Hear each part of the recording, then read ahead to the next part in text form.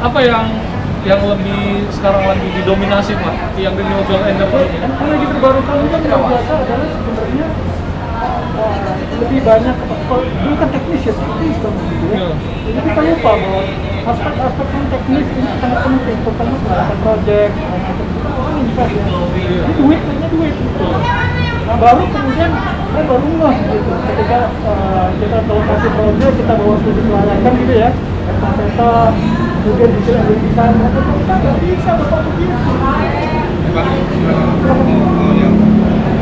Ternyata mereka adalah risk investment.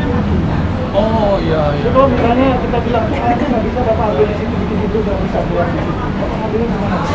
Sudah mereka itu batu granit. Iya, itu nanti kalau satunya kecil di sana nanti headnya turun. Iya. Ketinggian air kan turun. Jadi segini saya nggak dapat ini energi segini. Benar dia. Ini beda Pak, belajarnya banyak. Oh dari situ jadi bukan teknis kok. Iya. Bukan teknis kok. Teknis operasional itu harus prasyarat. Tapi yang paling penting itu adalah finansial. Risknya, karena ada investasi. Kayak apa Pak sekarang Pak? Yang lagi naik untuk renewable? Ujung-ujungnya kan duit kan ya? Si investor itu dia daripada dia taruh di bank, kalau dia taruh investment. Iya. Kalau investment dia mesti hitung tuh berapa duitnya dia. Iya. Keuntungan, profit lah. Nah, ada kan sekarang itu ada BPP. Iya. Ya pokok penyediaan itu yang bervariasi tiap daerah. Nah, mereka hitung duitnya baliknya berapa, risikonya berapa pada saat konstruksi selama. Jadi lebih holistik. Itu termasuk juga yang solar PV. Terus sekarang kayak order Pak maunya PV itu dia nggak bayar sistemnya, tapi bayar biaya listrik katanya lebih murah dari PLN, dari tarif dasar PLN 70%. Nah, mau pakainya untuk yang rooftop dia 8 meter atau pakai yang rooftop untuk sistemnya bisa dari PLN, macam maunya pakai yang mana. Tapi investasi itu kan orang kan bisa main di capex, biaya investasi ya. Kalau dia pakai yang barang-barang pakai garansi, harganya bagus ya, ini bagus tapi harganya bagus juga. Fotovoltaiknya kan? Iya. Nah ini kebanyakan efisiensinya. Orang bilang foto-fotonya hantam aja, politisasi monokultur produknya aja. Iya. Hanya cuma wopiknya misalnya dilihat, padahal usia pakainya. Iya betul. Usia pakainya. Karena kalau yang tier 1 itu biasanya dia kasih garansi, misalnya punyanya si Diko. Dia kasih garansi. Ada 20 tahun Pak? Oh iya? Ya kan 20 tahun ya. Kan smart meternya punya. Mau dipasang di mana terserah kepada gedungnya. Terus Pak Ani mau bikin proyek, kami ini setuju di mana saja silahkan, tapi gedungnya bisa. Dia akan kita usulkan kalau pakai smart meter nggak ada minimal. Kalau jika tidak pertama memang belum, karena harus ngumpulin data dulu.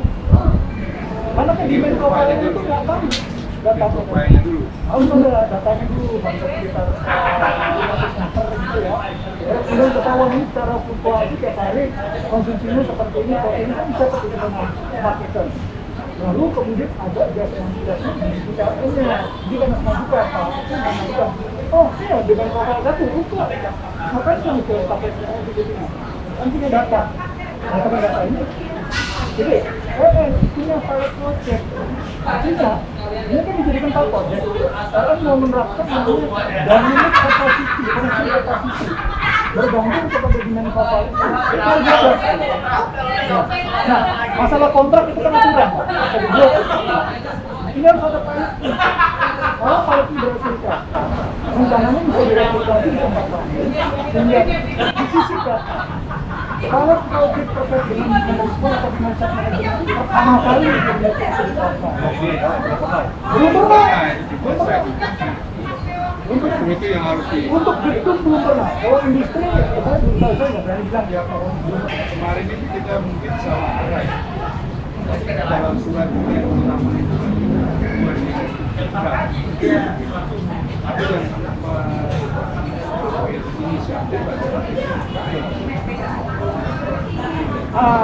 Kalau harusnya sebenarnya urusan terkait dengan PDR itu perubahan kapasitas misalnya si baterai, tetapi untuk efisiensi energinya itu sebenarnya Pak Dagang.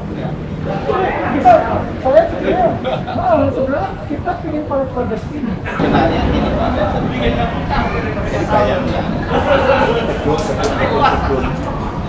ini kan dia kontraknya 2 mega, ini kontraknya 3 mega, ini cuma pakai 30%, pakai 40% dan seterusnya. Bayangkan PLN berapa besar dia harus biayanya, kapasiti pembangkitnya kan gitu. Itu yang sebenarnya juga menguntungkan. Jadi kapasiti Sebetulnya jadi konsep dari kapasiti itu bisa jadi itu bisnis itu. terus kemudian jadi butuh waktu, terutama building itu. Kalau saya melakukan audit energi selalu rekomendasi pertama itu turunkan kontrak Ya, tapi itu tidak karena hampir semua building di Jakarta itu punya captive power. Mereka punya genset sendiri, kalau kurang hanya oleh genset.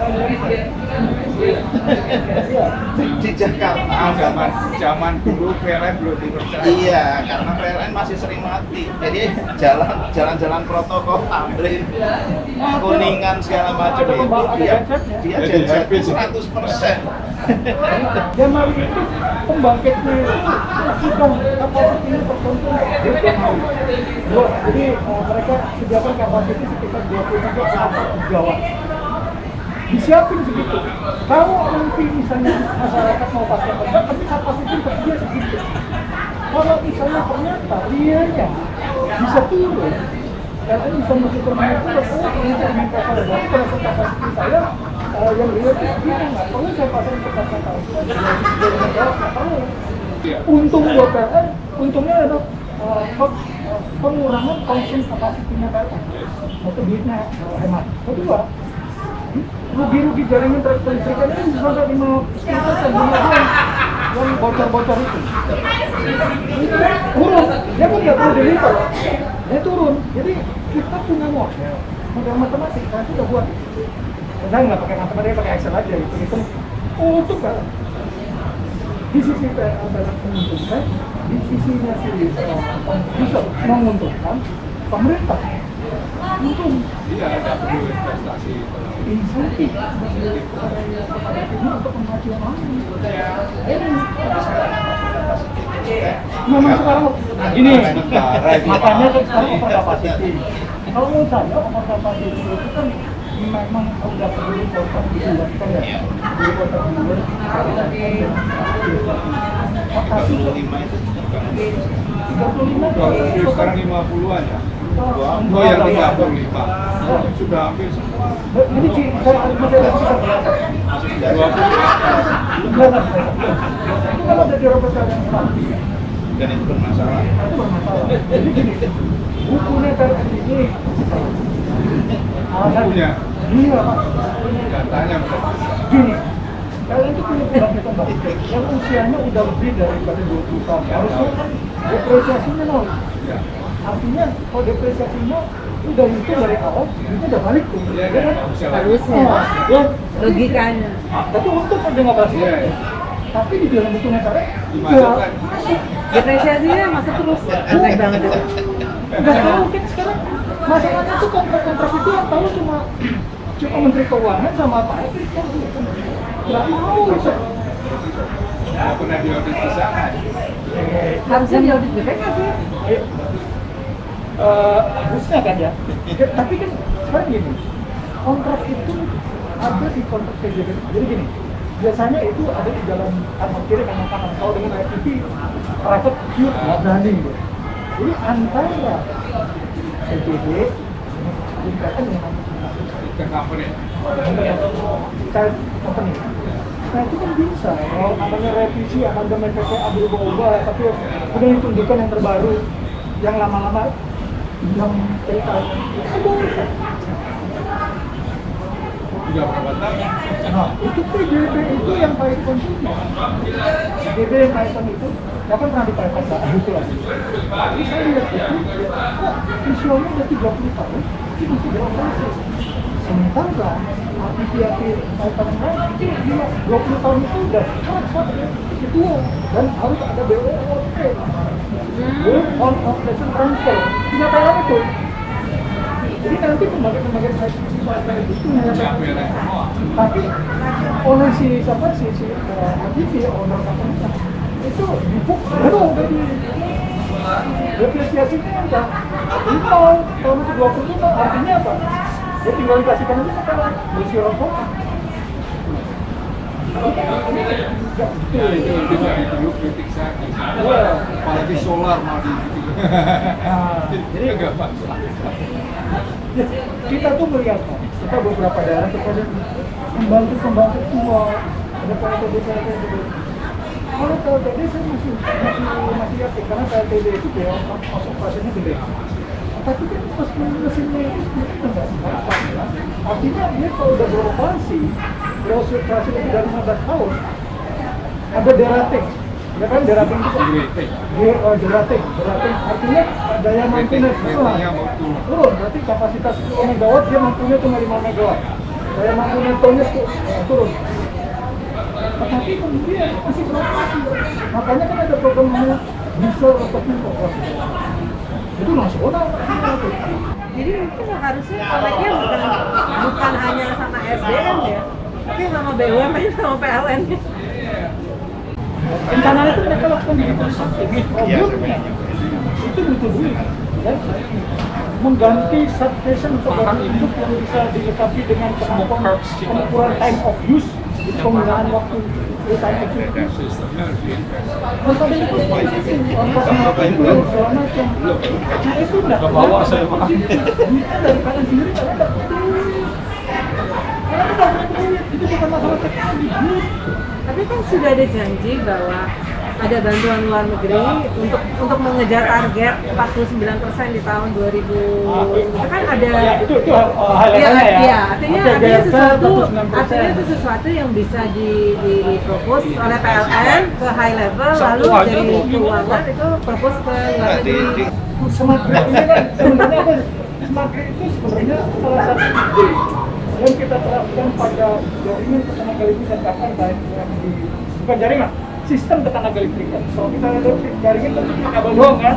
Enggak sistem. Nah, sistem ketenaga listrik itu ada pembangkit, ada power transformer, ada jaringan distribusi, ada konsumer. Nah, smart itu artinya jangan pada gridnya tetapi pada sistem-sistem ini yang smart itu.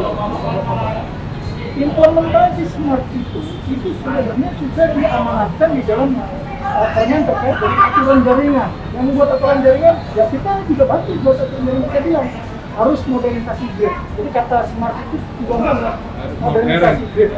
Itu di Kementerian SDM. Ya di permen SDM terkait dengan aturan jaringan. Iya. Saya bisa saran. Kemudian di situ udah jelas-jelas kalau misalkan itu. Tapi kadang sudah begini. Investasinya dari mana? Nah, saya bilang investasinya bukan hitung dari sisi tapi bisa. Pasti, private bisa melakukan investasi di sini karena diberikan kesempatan untuk pengadaan. Diserahkan ke PLN. Proses procurement saya kembali. Jadi konsep smart grid di negara-negara maju itu ada national grid. National grid itu National Grid Code. Grid code. Jadi national grid katakan sekarang yang ada di Indonesia PLN ya, yang menguasai PLN. Jadi PLN itu jangan jualan listrik. PLN itu services. Services. Jadi dia menyediakan jaringan dan segala macam. Tapi nanti namanya pembangkit listrik itu mengarah ke distributed. Jadi saya bangkitkan di Jakarta, yang beli orang Medan bisa pakai fasilitasnya national grid Iya. gitu. Itu bisa power wheeling. Itu namanya power Nanti wheeling. makanya kalau IKN yang mau bangun satu kawasan, ya dia bikin smart grid sendiri. Jadi Nanti ada istilahnya island mode. Ya. Island mode itu ya dia melistriki dia sendiri. Kalau dia lebih jual. jadi gini, Iya. sudah ada aturan, Iya, sudah Indonesia ada itu sangat aturan cocok. di Negara dalam Indonesia ini smart. national grid code itu sudah ada aturan. Sudah. Eh, National Grid.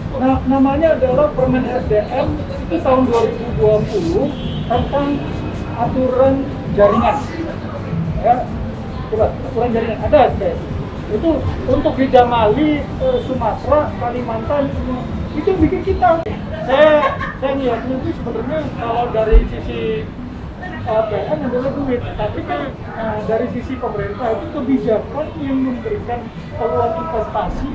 Jadi si investor mulai dari pengusaha, kalau dia mau ikut cewek-cewek investasi dengan proses PLN, berapa dulu dapatnya, iurannya berapa? Kan dihitung di situ sama dia. Itu sebetulnya sama dengan isu gedung yang di KN. Kan hitungan mereka itu per square meter 49 juta. Karena lahannya susah, segala macam, jadi per square meter harga bangunan 49 juta. Pertanyaannya developer mana yang balik modalnya gimana? Sekarang gini, Pemerintah udah bagi modal aja. Makanya kan negara nggak punya duit. Iya. Tapi kan oke, kita siapin lahan, swasta yang bangun ya. Tapi kalau dari hitungan mereka basic untuk bawa bahan bangunan dan sebagainya dengan kesulitan karena itu per square meternya 49 juta. Nah itu gimana balik modal? sebenarnya untuk investasi itu bisa tumbuh tuh ada caranya. Hanya bangunnya aja. Iya. Karena sistemnya seluruh kota. Enggak satu bangunan per square meter. Per square meter. Iya tanahnya berarti. Jadi supaya investor itu bisa eager untuk investasi.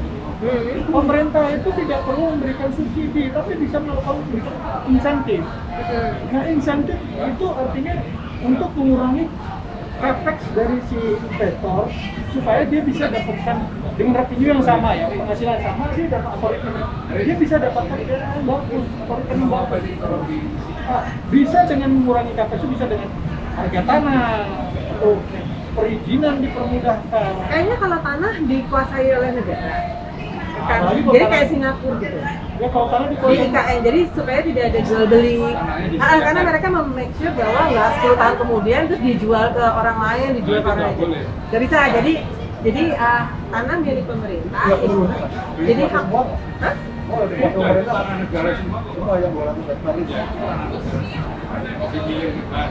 Jadi kayak Singapura.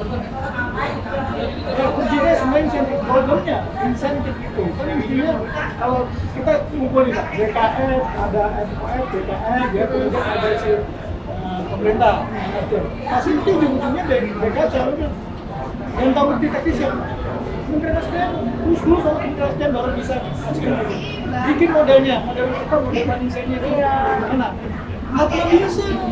Nah mereka Karena kita bantu bikin. Di PLN tuh ada bagian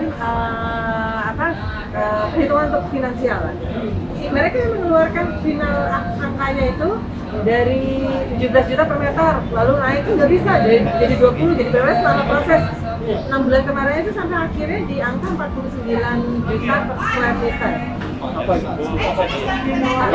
Hah? Buat apa aja? Pokoknya untuk jadi bangunan. Jadi rata-rata bangunan di sana 400 juta. Iya, melihat kesulitan kesulitan lahan, lokasi.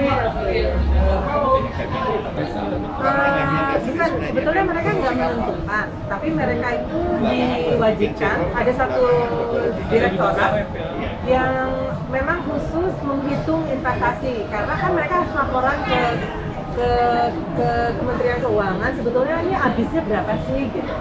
Nah, jadi iya, nah kita kan di bawah Direktorat Strategi dan strategi lah dan perencanaan. Nah, karena kita di direktorat ini bikin strategi desainnya seperti apa, kemudian perlu ada model code, perlu ada basic desainnya kira-kira seperti apa apartemennya gitu. Nah ini tapi ini for perumahan aja ya.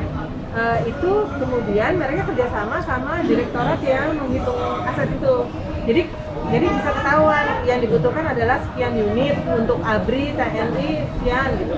Nah itu kemudian mereka ngitung perkiraan harga per meternya itu keluarnya segitu. Jadi siapapun yang nanti maju kan jadi dalam tanda kutip terikat dengan regulasi yang cita-citakannya ideal. Ya kalau saya itu melihatnya saja, kita itu memang sudah diminta dari Pak Dadan, Anda bisa bantu IKN nggak di energi terbarukannya? Oh bisa Pak, tapi kemudian tim kita udah bicara nih. Ini sebelum IKN ini bener-bener mereka punya blueprint ya untuk energi, sumber energi primer gitu. Kan udah ada asas sumber energi dari mana sih? Dari sungai-sungai besar di situ sudah ada. Cuma untuk sampai nanti kalau udah grand design-nya ada, kita bertanya kita bertanya juga Pak, energinya nanti gini, bed. Target kita 2025, ada sesuatu yang real. Itu nggak mungkin 2025. Maksud saya bahwa rencana pemerintah mengembangkan IKN ini, ya, tentu kan sebenarnya mulai dari sumber energi, rencana kegiatan itu sudah terdefinisi gitu ya. Tetapi kalau kita melihat definisinya apa, implementasinya kapan, kalau kapan kita itu, kita itu, gitu ya. Jadi kalau kita kasih katakan blueprint gitu ya, ini loh Pak, energinya nanti di sana. Bagus. Terus kemudian kita bagi, apa dilaksanakan. Nah, untuk dilaksanakan itu kan nunggu siapa nih? Dan misalnya gini kan mengenai tanah jadi ini pakai genset dulu gitu loh. Iya itu dia. Kayaknya solar panel kayaknya semuanya PV 100%. Oh PV dikembangkan.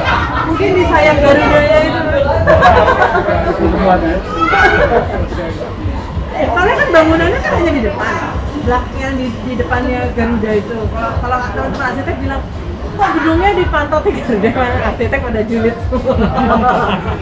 Karena yang desain bukan arsitek. Tapi kan sisanya di belakang kayak sculpture, lebih kayak sculpture ya. Nah si sayap itu ya kayaknya bisa diisi sama solar panel sebenarnya bisa berkembang teknologinya kan. Yang penting di kulit dari gedung itu kan bisa. Harusnya bisa. Bisa. Tapi kan katanya sih implementasi. 17 Agustus 2024 mau di istana sana. Iya, sekarang Pak Renas kira-kira itu gaji gedungnya saja itu kan belum tentu dari uang. Belum tentu. Goncangan politik ini kan sebenarnya presiden kekuasaan, nggak mungkin menjadi gedung presiden itu. Bisa mundur itu. Setelah presiden ini, untuk teknologi ini kan kebijakan masa lalu, gitu ya. Tapi jangan ini. Nah, ceritanya tadi. Bisa jadi nama segala macam itu kan kita kutip lagi di undang-undang. Siapa yang menang ini? Ini sekarang saya sudah masuk 2025. Ya. Artinya Buat lagi. Iya, yang disiapkan memang grand design-nya. Tetapi implementasi dari grand design itu mungkin 2 tahun. Itu ya Pak. Itu harus politik jangka panjang. Siapapun presidennya harus melaksanakannya. Dulu itu ada GBHN. Jadi RPJMN itu dulu disebut sebagai GBHN. Dulu GBHN selama ada GBHN, pemerintahnya tidak menghadapi. Saya pemerintah ini. Iya.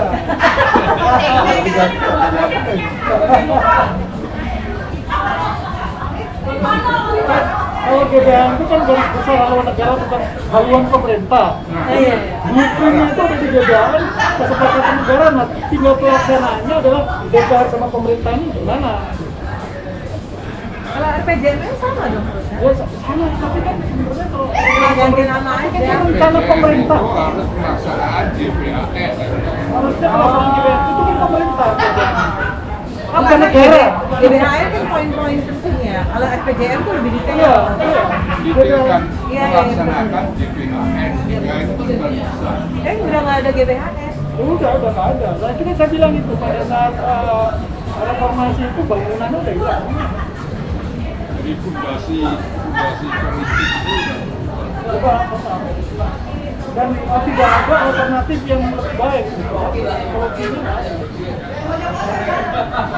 tapi IKN itu awalnya sebenarnya memang sudah ada bulan 3 awalnya sudah ada rencana pemindahan ibu kota mungkin dipercepat dengan hasil gini saya dengar ya hasil temuan risetnya dari salah satu peneliti di Amerika Jakarta itu Iya, sinking cepet banget. turun. itu dipercepat. Nah kemudian Biden ngomong itu Biden itu Jakarta itu kan nggak mau bersama presiden kan nggak mungkin nakutin rakyat. Sama presiden ngomong itu dulu ya kan di Jakarta KS. Kalau enggak kalau 2050 akan tenggelam. bilang, tapi kan nggak mungkin kamu tahu. Iya. Ada jual-jualan semua kalau. Iya, mungkin ceritanya serem. Kita nggak pernah tahu. Tapi memang turun. Keburuan sudah sholat. Bapak lihat jurnal nggak? Bapak bisa cari di jurnal nggak itu? Itu turun. Betul itu. Di jurnal saya sendiri. Di kuburnya bagaimana? Ada alatnya. Tahu nggak jangan kali di Indonesia itu berapa? 500.000. Wah. Zaman 500.000. Zaman Batavia didirikan Indonesia itu 500.000. Jauh sekali Pak. Dengan aktual sekarang. Nah, sekarang kan udah filter area, bukan hanya Jakarta, udah nempel tuh Bogornya kan. Iya. Dari dulu kan kapasitas alam kan diukur dari situ. Iya. Tapi terus pembangunan selanjutnya tidak pernah ada parameter itu tidak pernah. Bukan lagi. Mulai dari air, kemudian sirkulasi air ya, tanah, apa namanya? Nah, kalau itu bisa direkayasa. Gimana?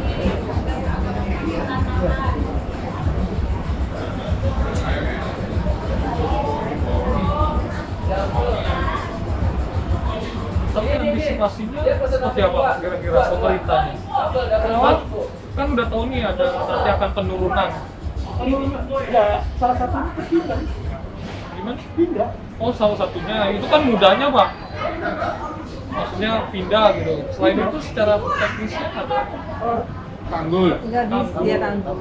Negatif. Itu kan dicoba, kan ada teori dimasukkan air nggak bisa. Di apa kan sebetulnya kan Belanda gitu kan? kan Lebih. enggak kalau yang apa emang ada sumur resapan tapi sebetulnya kan yang paling problem itu karena orang mengambil air dari tanah Iya, terus itu dia mau yang- disuntik lagi jadi ke dalam turun, tapi kan? nggak bisa susah Oh. tidak maksudnya tanah tuh tidak ngambil airnya cepat masukin airnya itu nggak bisa dengan cara Kalau disuntik pengalaman paksa saya begini, pada saat air tanah turun, di tanah itu gambarnya lapisan aquifer. Iya. Nah, jadi ada batasan antara tanah yang bisa mengalirkan air dan tanah yang Tidak bisa. Jadi air itu dia akan berada di lapisan aquifernya aja, di bawah tanah sampai ke atas. Dia tidak bisa masuk ke dalam lagi, nggak bisa. Oh. Nah, lapisannya turun. Jadi bukan turun, permukaannya turun, kecap begini. Nah, ada suatu saat ada pada titik di mana air laut masuk, Oh. intrusi ya. Iya. jadi supaya nggak banjir ya dibikin kanal supaya rawa Iya. itu kering airnya masuk ke kanal gitu Iya, teorinya kayak gitu pertama. jadi emang air di Jakarta nggak bisa masuk ke tanah Iya, iya. Nah, karena permukaannya turun, sementara permukaan air laut, berarti sebenarnya menggunakan kanal-kanal itu juga nggak efektif juga. Peresapan air tanah juga nggak efektif. Berarti iya itu apa- bolong itu bikin sumber resapan di mana-mana itu Iya, iya. nggak jalan jalan, jalan tapi nggak berguna. iya nggak Di jalan lagi, jalan. Bikinnya di jalan lagi. Di bagian jalan apa begini itu Pak. Di Indonesia itu ada walaupun dia udah terkenal ya paper segala macam bisa dibeli Pak. Itu deh regulasi protes atap itu. Jadi itu ada profesor satu itu operatornya apa ya, itu mau dipakai tuh tangannya akademisi itu, malah itu menolak segala sesuatu. Jadi maksudnya itu BD, PS, HP itu harus utang mereka. Kita bilang UG ya. ini kalau udah dibeli ya udah. Makanya yang sekarang seksi itu kan carbon trading. Jadi kalau kemudian sesuatu yang sifatnya sustainable atau renewable ini ternyata ada duitnya, ya bagus gitu, karena itu menjadi penyemangat untuk menuju yang lebih baik. Ya udahlah ya. Kalau carbon trading ini kuncinya sebenarnya bukan tradingnya. Iya. Kuncinya adalah cap batasan, Iya, cap emisi. Artinya emisi untuk di satu fasilitas pengguna energi atau penyedia energi itu dihitung dari antara emisi per unit energi yang digunakan atau per unit produk yang dipakai. Nah, yang dibeli. Kalau gedung berarti per unit emisi per unit energi yang dipakai. Kayak mobil gitu ya. Nah betul. Nah, problemnya yang menentukan cap itu kan memang harus pemerintah. Pemerintah itu sampai sekarang untuk gedung belum bisa menentukan capnya gitu. Berapa emisi dia? Baru PLTU. CO2 equivalent per katakan per. Oh berarti GBPN bisa hitung. Kita bisa bantuin kita tawarin. Sini aku hitungin cap buat gedung gitu. Iya. Kalau tatarannya gitu ya udah sini sama kita. Oh iya, Ya kita kan dengan problemnya gini. oh kita berpacar aja Pak. Jadi kita gini, kita diminta sama Pak Andro, Pak Bu Dewi. Dia bilang gini, Bu Puspa Dewi. Ya Bu Dewi. Pak Ani untuk industri, Pak Ani bantu ya. Itu 8 loh Pak. Lahap industri, lahap energi di industri itu ada 8. Kita memiliki gedung gitu Pak. Kenapa gedung udah banyak yang bantuin proyek gini. Aduh, apa fungsinya? 8 ada industri baja, baca tekstil. Nah kita tuh pengen ya, mereka sempat ngomong, ibu Puspa tuh sempat ngomong akhir tahun Desember ini pengen ada target khusus bangunan. maunya saya itu, tapi di luaran itu semua orang bilang kalau gedung itu jangan kepani, kalau nggak ngerti apa-apa. Itu udah bilang begitu. Industri kalau saya bilang itu bukan aku yang mutusin, yang mutusin tenaga ahli itu. Kalau itu punya gerbong di belakang ini, tapi Pak Endro itu rupanya udah 20 tahun. Kalau industri udah apa juga. Saya itu menghitung cap untuk pembangkit PLTU batubara yang sekarang nanti tanggal 1 April 2020 itu berlaku carbon tax. Itu capnya yang Iya. berarti Tapi itu kan PLTU.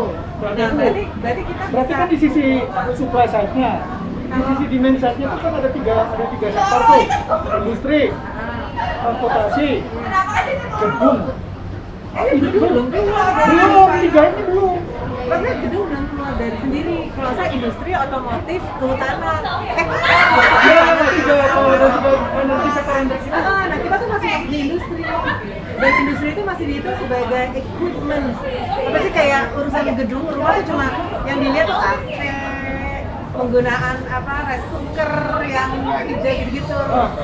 Jadi bukan gedung sebagai operational gedung yang Harus lagi gedung. nah itu kalau misalnya kita usulin ambil sama Bu Sari, terus kalian bantuin, mau bantuin apa ya kadang aku nah aku lagi bikin konsep Kalau misalnya ya udah, bikin kafe bukan, itu tadi sudah kita itu sudah, saya sama Pak Toto udah bikin namanya benchmarking untuk kita. Kenapa nggak dikembangkan untuk kamera? Kenapa nggak untuk mall? Itu belum ya. Itu, nah kalau diusulin, kita sudah punya template-nya nih, Excel template, itu kan datanya kita bisa integrasi ke administrasi, kemudian data untuk perkantoran juga bisa, bisa berikan. Dan gini, kalau hitung-hitungannya nggak ada. Yang diperlukan cuma data. Data itu artinya kalau hotel itu dari KAI ya, dapat itu Pak.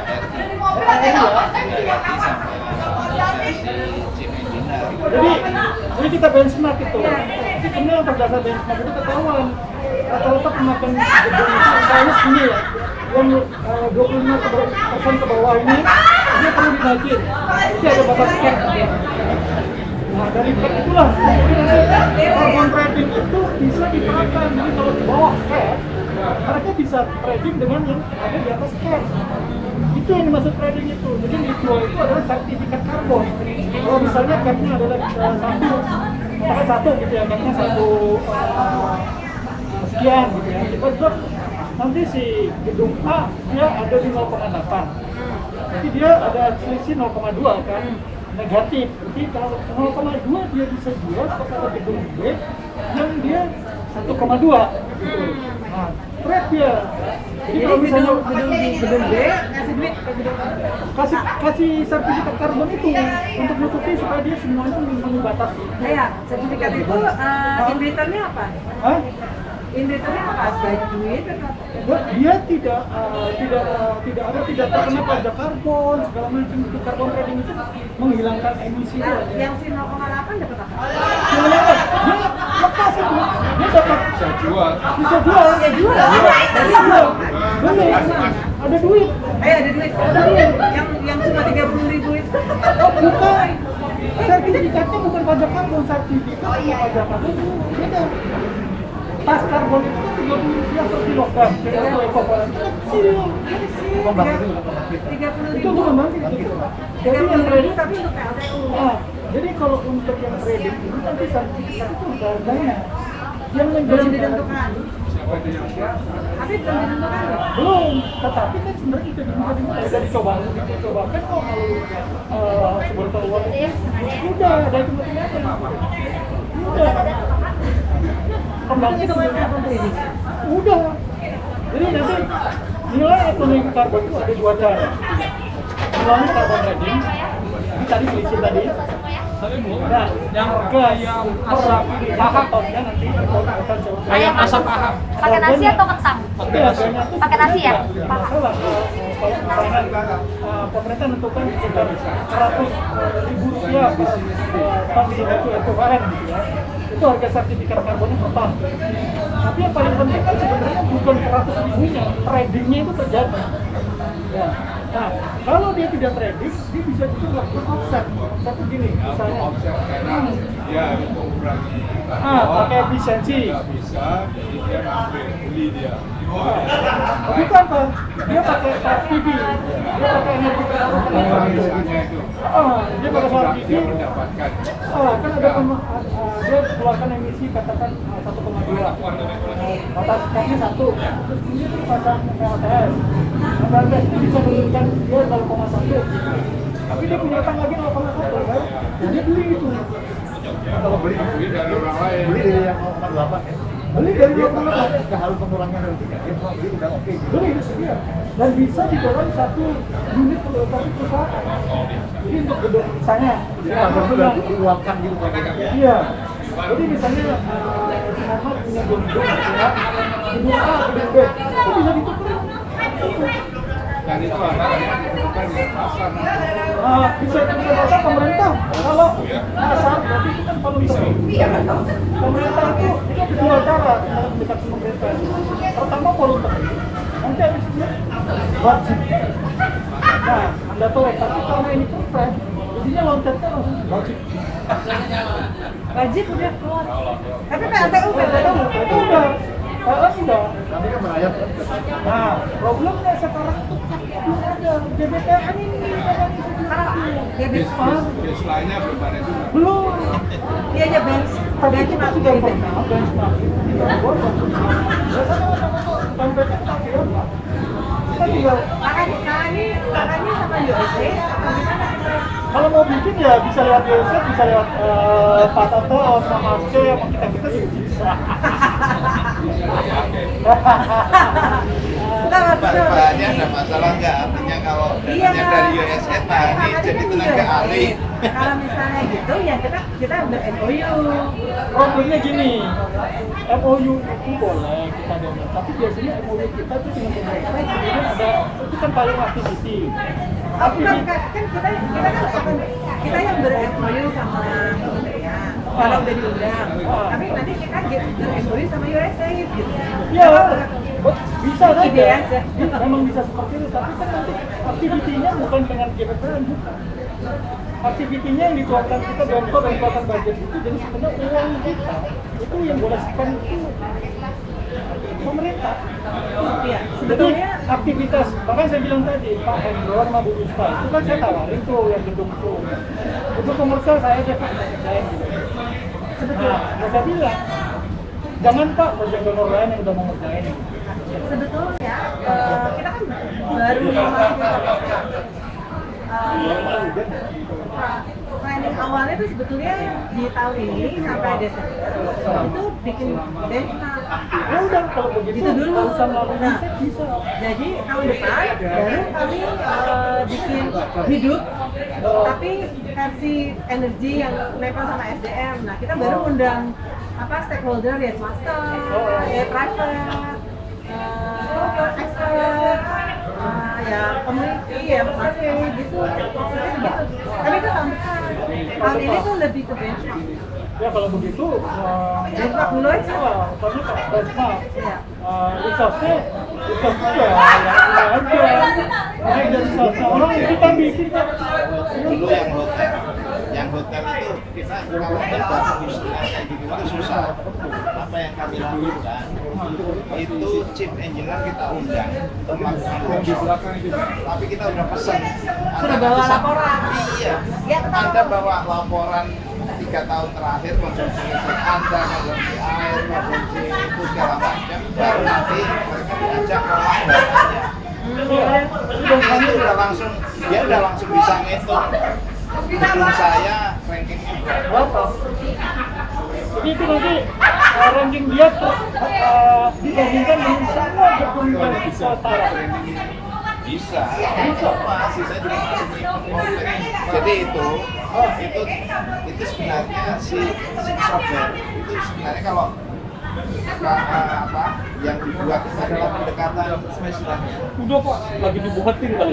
Ya itu betul statistik. Dia statistik statistiknya itu statistik yang ada di Hongkong yang kirim kayak di Indonesia. Nanti Indonesia semakin database-nya semakin banyak, dia punya model sendiri. Yang kita lakukan waktu itu di kota Samarinda adalah kita bikin Google Form untuk kemudian yang menyebarkan itu adalah ke semua hotel, komersil, hotel, mall, gedung perkantoran yang misalnya 2 lantai ke atas kayak gedung BCA gitu.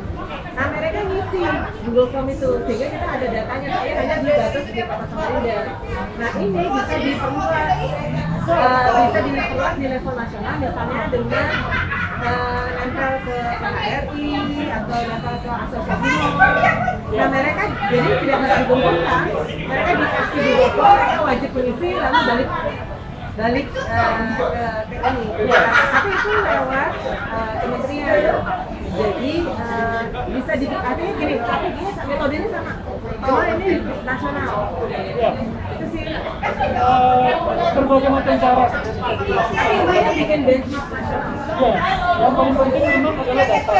Iya data. Kalau benchmarknya kita kembangkan, data. Hanya perlu adalah model benchmark itu, tapi sebetulnya ada data.